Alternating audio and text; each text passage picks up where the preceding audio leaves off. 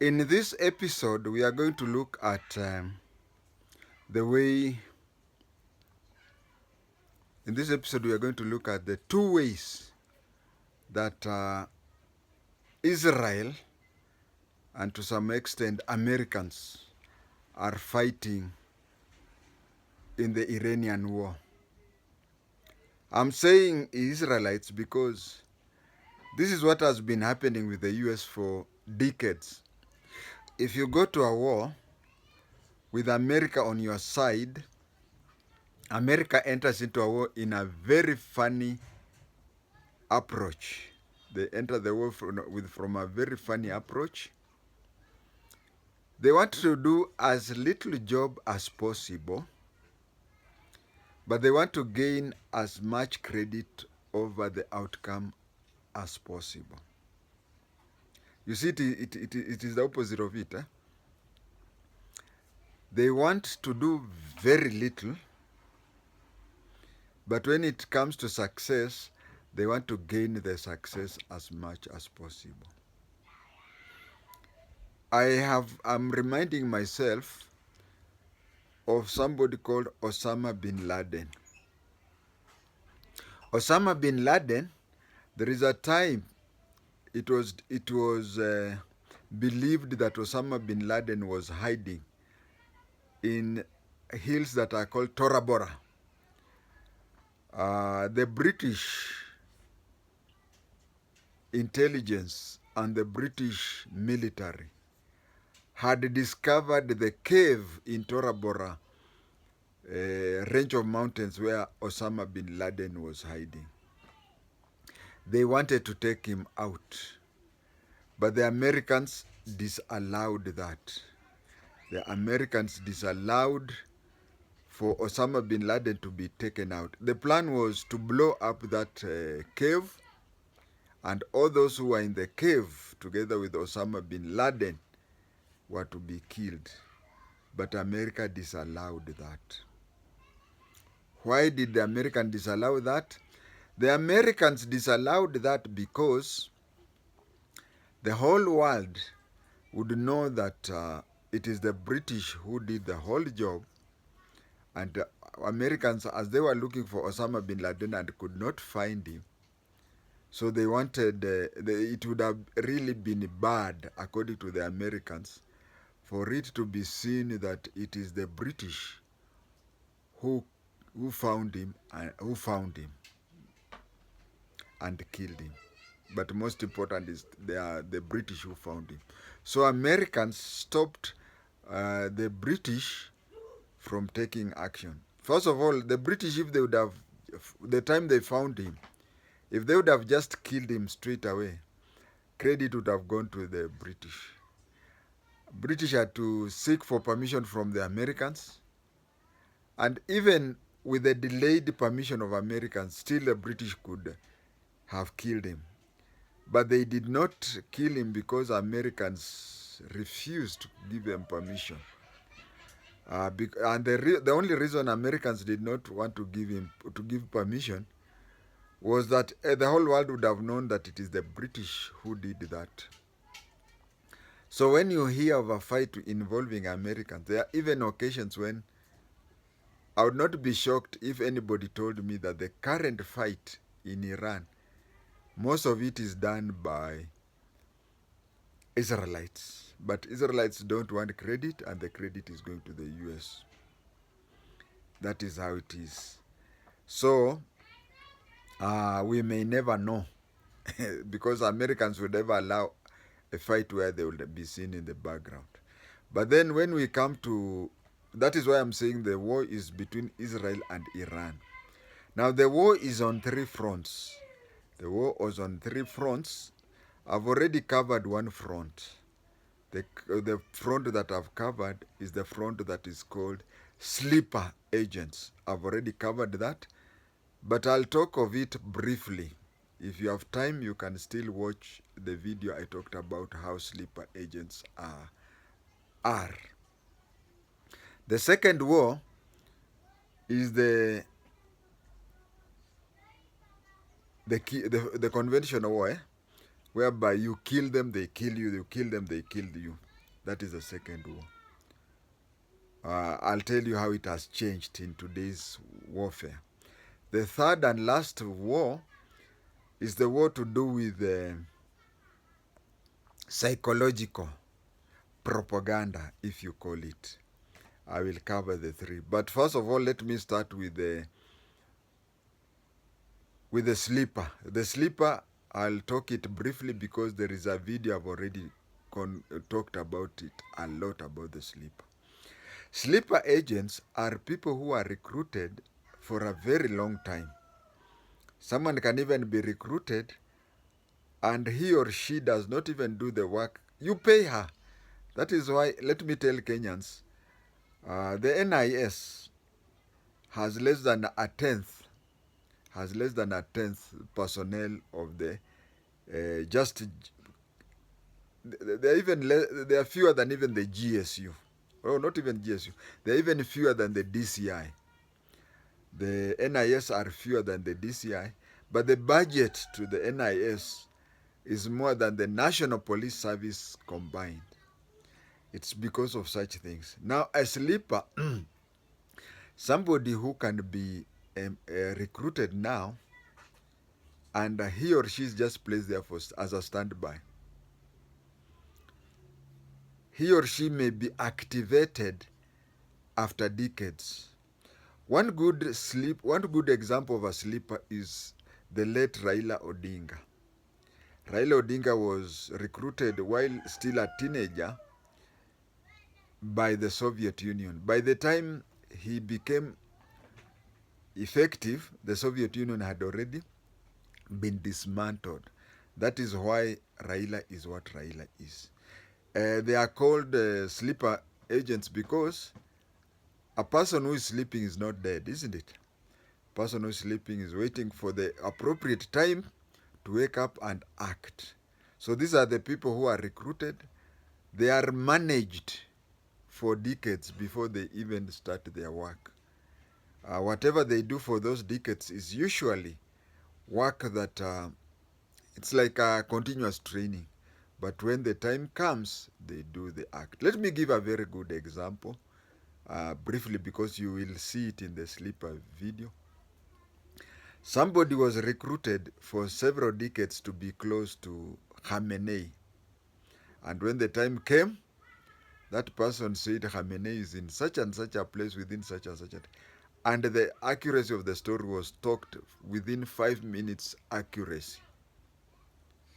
You may find that that person, we will never know him or her. But for those decades, he has just been placed strategically for the right time to say Khamenei is in such and such a place. And then from there, they dismantle the person. The person is quickly withdrawn and goes, given a new identity, and goes and lives in another country with another identity, and the story ends there. That is the sleeper agent. The second topic we are going to talk about is about the war. The war has evolved. The war has evolved. Once upon a time, very many centuries ago, when two clans were fighting, or two tribes were fighting, or two nations were fighting, soldiers, warriors from both sides would go. A warrior would have three things. A warrior would have a spear, a shield, and a sword. And they would face each other and they would fight, whatever.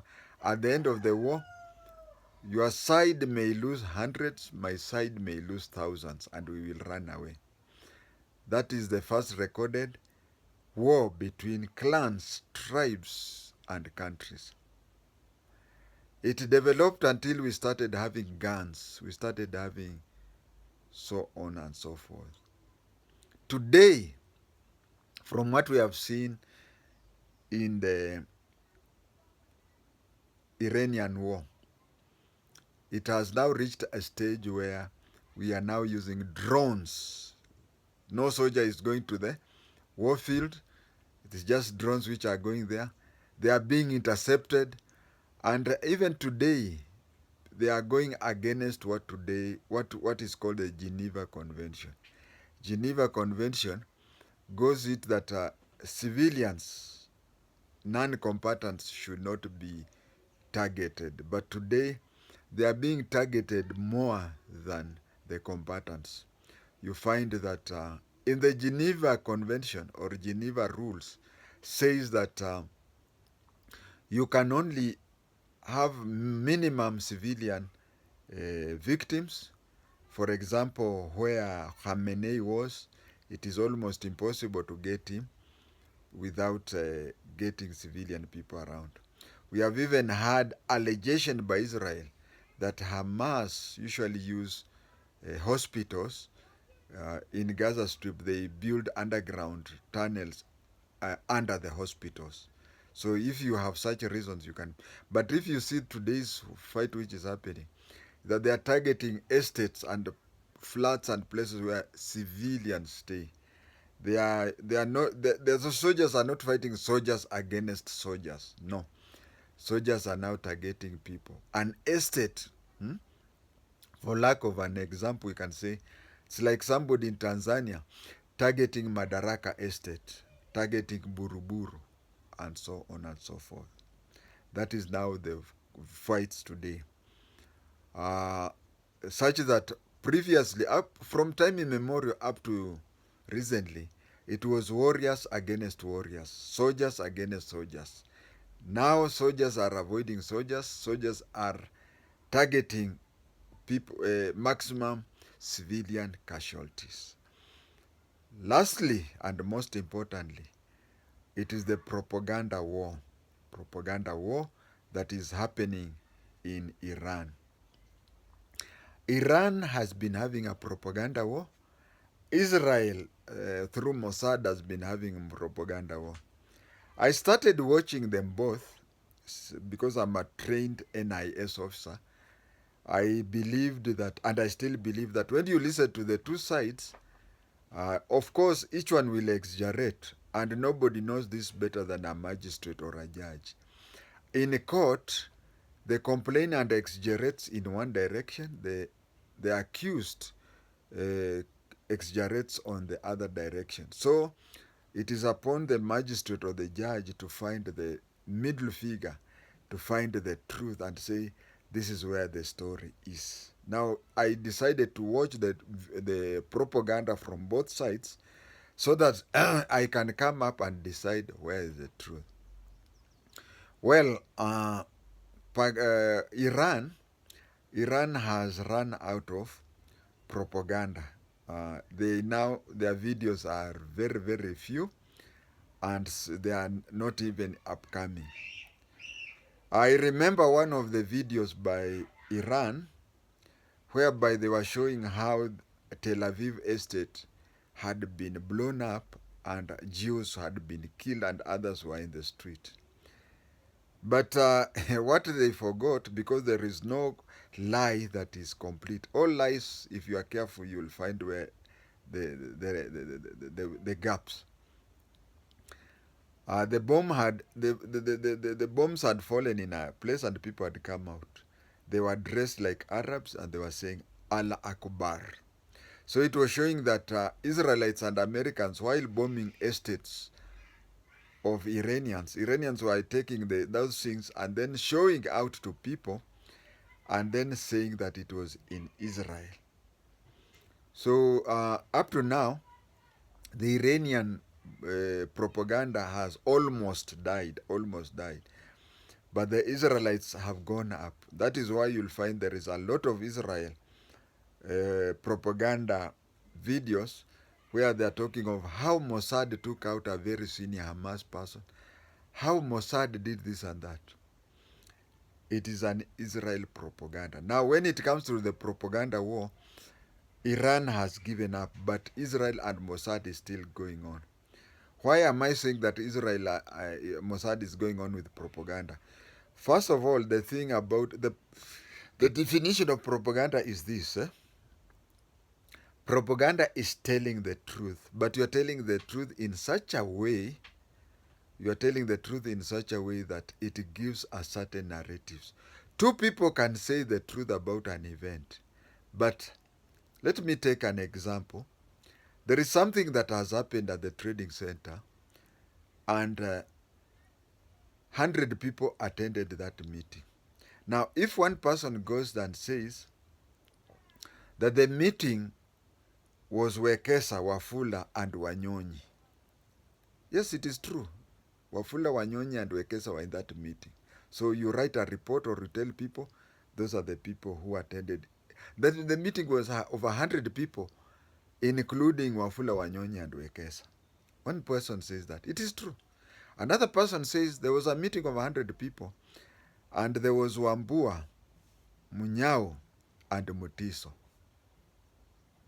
Yes, it was 100 people and there were Munyao, Mutiso. So if you read the report by the person who says Munyao, Mutiso, and Wambua, you will think that the 100 people were Kambas only, isn't it? But the person who listened to the other one will think that it was a meeting of Bukusus alone.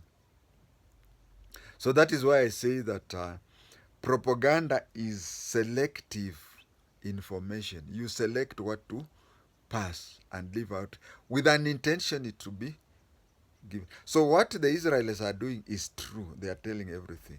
First of all, I have to say as an NIS officer is that anything that you say, you know you are risking those agents which are on the ground. So Mossad already knows that. What they are doing is that they are looking at two sides. Because you don't have to do anything without risking, isn't it? First of all, they know to some extent they are risking. They are blowing the way they do things. But they are looking at the bigger picture. And the bigger picture in this case is killing the morale of the Iranians and people who are siding with the Iranians. With those few remarks, God bless you and God bless our great country of Kenya.